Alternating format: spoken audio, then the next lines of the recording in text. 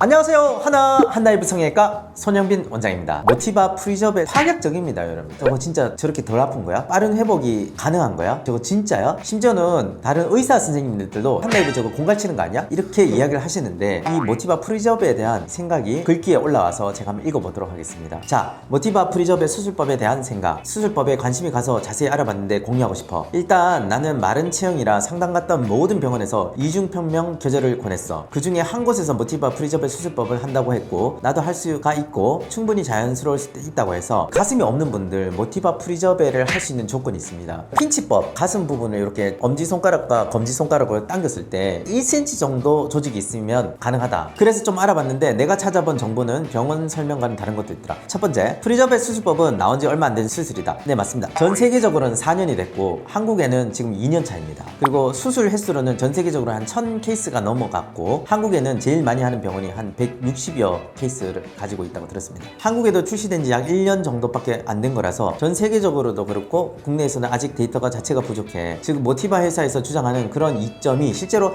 장기적으로 얼마나 일관되게 나오는지에 대한 증거가 전무하다는 거예요. 이거는 전무하진 않습니다. 이 수술법에 대해서 핵심 포인트는 가슴방에 이렇게 동그랗게 생긴 인대가 있습니다. 그 인대를 파괴시키지 않고 그 안에 실리콘을 넣는 방식은 이미 이론적으로도 수년 전에 검증이 된 방식입니다. 모티바 프리저벨은 그 인대를 보존하는 안에 실리콘을 주입함으로써 신경이 끊어지거나 다치지 않게 하는 그런 방법이기 때문에 예전부터 설명되어 오던 방법입니다.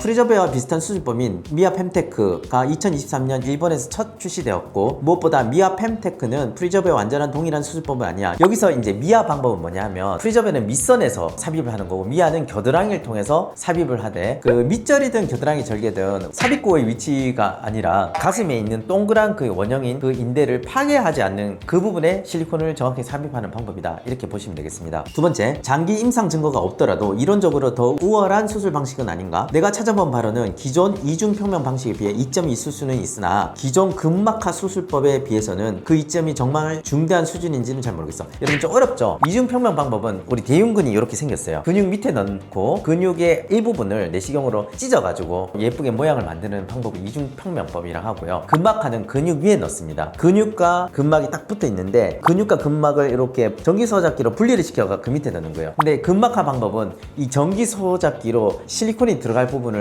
전반적으로 다 이렇게 소작을 해요. 그렇게 해서 근막을 여는데 소작의 행위 자체가 구연기축을 유발할 수가 있대요. 하지만 프리저벨은 특수한 기구를 이용해서 발루닝을 해서 포켓을 만드는 거예요. 그래서 천지차입니다. 그러니까 기존 근막하 수술법에 비해 얼마나 뛰어난 방법인지는 불확실. 저는 그렇게 생각하지 않습니다. 나처럼 이중평면 수술법이 더 맞는 사람에게 프리저벨 수술을 했을 때 이중평면보다 더 나은 결과가 나은 것일까? 또 당연히 불확실. 이중평면도 할 수 있고 프리저벨도 할 수 있는 공통적인 적응증이 된다면 프리저벨가 훨씬 낫다고 저는 생각이 듭니다. 이중평면 방법을 쓰시면 피가 나가서 구연구축이 생길 리스크가 굉장히 높아지고요. 통증이 사람에 따라 좀 다르지만 극심할 수가 있습니다. 또 근육 밑에 넣어서 근육이 늘어나는 시간을 기다려야 되기 때문에 헤어 디자이너라든지 팔을 움직이는 직업들 회복되는 기간이 굉장히 늦습니다. 하지만 프리저벨을 했을 때는 빠른 회복과 이일이라든지 복귀할 수 있는 장점이 있죠. 이거는 엄청나게 큰 메리트입니다. 세 번째, 내가 상담 갔던 병원도 프리저벨 수술법의 리스크는 무시하고 기존 수술법보다 훨씬 진보된 수술법인 것처럼 설명했어. 프리저벨을 시행하는 병원에 대한 신뢰도가 좀 떨어졌어. 프리저벨을 저희 병원 수술방 간호사도 받아봤는데 수면 마취를 깨서 막 원장님 보세요 하면서 막 손을 흔들더라고요. 심쿵했어요. 저러면 안 되는데 실밥이 없이도 아랫부분에 더마 본드라고 피부 본드만 하고 집에 가고 붓기도 그렇게 없는 것을 봤을 때 정말 추천할 만한 것이다 이렇게 생각이 되어집니다. 얼마 전에 대한성형외과 의사에서 이 수술법에 대한 과대 과장 광고 의혹을 공식적으로 제기했어. 맞습니다. 과대 과장 광고가 충분히 될 수 있다고 생각이 되고요. 사실 이 수술법은 이 모티바 회사에서 총 30여 개의 병원만을 우리나라에서 운영할 생각을 가진다라고 들었습니다. 그렇기 때문에 여기에 참여하지 못한 병원들의 입장에서는 과장 광고를 당연히 고발할 수 있다고 생각이 됩니다. 그래서 여러분들 저는 공격하지 말아주시고 좀 용서해 주시기 바랍니다. 제가 버는 돈의 수익으로 고아원을 돕고 있습니다. 참고해 주십시오. 네.